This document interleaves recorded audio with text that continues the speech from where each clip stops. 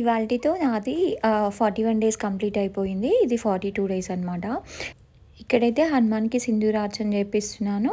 Plus ఇంకా ఇదే రోజు ఆకు పూజ కూడా చేపిస్తున్నాను. చాలా రోజుల నుంచి అనుకుంటుండే. సో, ఇక్కడ అదే జరుగుతుంది.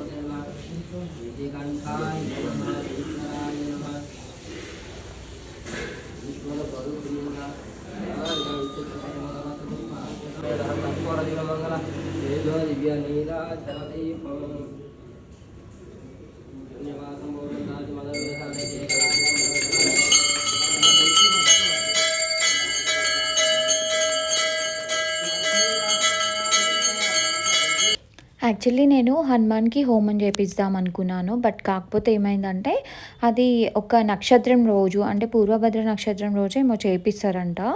సో, ఇంకా మనం సెపరేట్‌గా చేయించుకోవడానికి కూడా రాదన్నారు.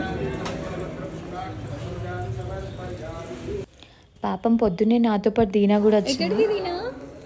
దీనా ఇట్రా.